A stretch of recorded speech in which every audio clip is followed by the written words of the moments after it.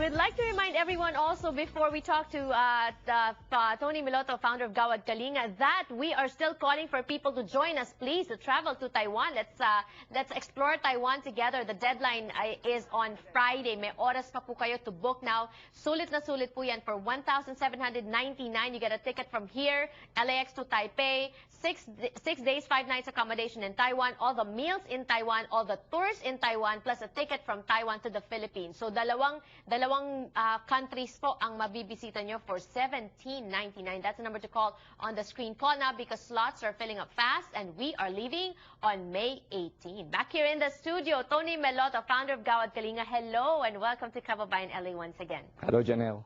I'm always honored to have him on the show. He's such an inspiring man. The very first time, okay, that I heard of Gawad Kalinga and I did a story on Gawad Kalinga, there was a plan, yung 777. Can you tell us briefly about that and where are we at now?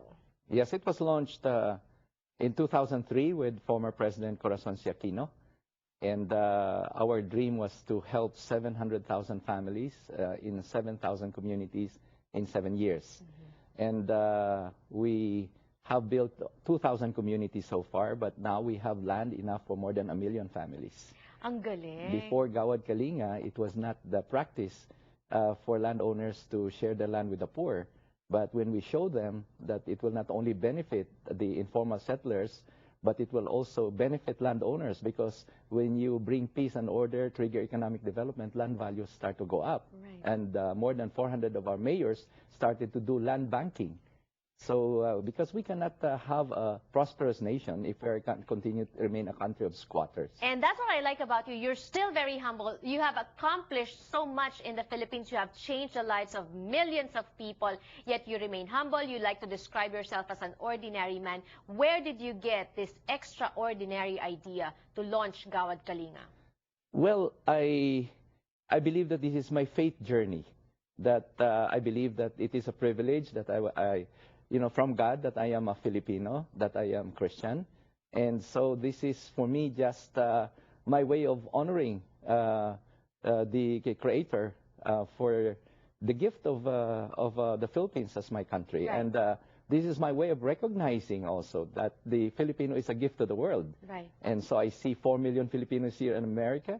And they are able to now compete in the most competitive market in the world. The Filipinos rank with the other Asians, at the top of the social ladder. And what I will not forget is when you said, you wanted to change the Philippines in the Philippines, because even though Filipinos are excelling in different fields, areas outside of the Philippines, outside of it, because we remain to be a developing country or a third world country, parang ganun pa rin yung impression ng mga tao, no? Na we're still a third world country. Yes, but that's the thing. If 4 million Filipinos can show us that they can be very successful here, they can be hardworking, and we have one of the lowest poverty levels in this country, yes, then it just shows that our DNA is not inferior. So the same DNA is with our people. If they can do it in America, we can do it in the Philippines. And you've started to do that earlier. You mentioned it was launched in 2003, and then it's been, what, how many years already? More than 7 years? Yes, well, the first 7 years, we focused on land for the landless,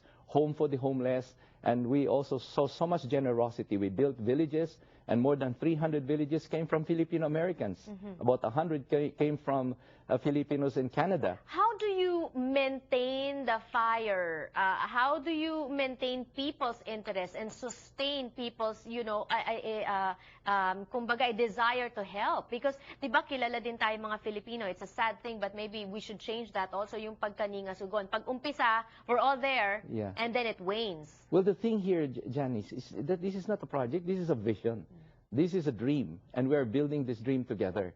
And so when you have more than 2,000 communities to show, if they go to Baseco, and what was once a slum, we now have over 1,000 homes and a vibrant community. When they now go all over the country, even in Sulu, that people fear to go there. We have 4 communities in places that are feared because of the Abu Sayyaf. We started in Patikul, then we went to Panglima Istino, then we went to Maimbong, and 2 months ago, I was there at Panamao. Wow. So transcending borders talaga ang Gawad Kalinga, especially in the Philippines. And when you say vision, that is why it's important to include now Filipino-Americans, and not just Filipino-Americans because we are involved, but Filipino-American youth. What is the importance? And this is the thing, Janelle. Being Filipino is not about legal citizenship, about a color of skin. It's not even about distance.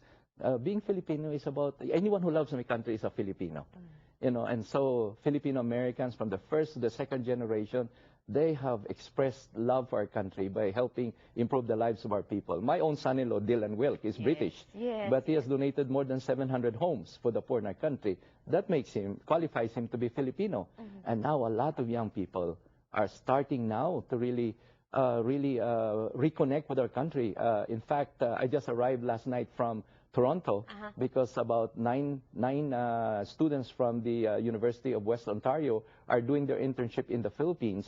And then in July, we have 400 French business students from 5 top business schools who are coming to do 2 months of internship in the Philippines. And I think we owe that partly to you also for changing really the landscape in the Philippines and inspiring people to do good. And speaking of the Filipino-American youth, we have one role model for you. We'll introduce her when we return on the show. Stick around for that.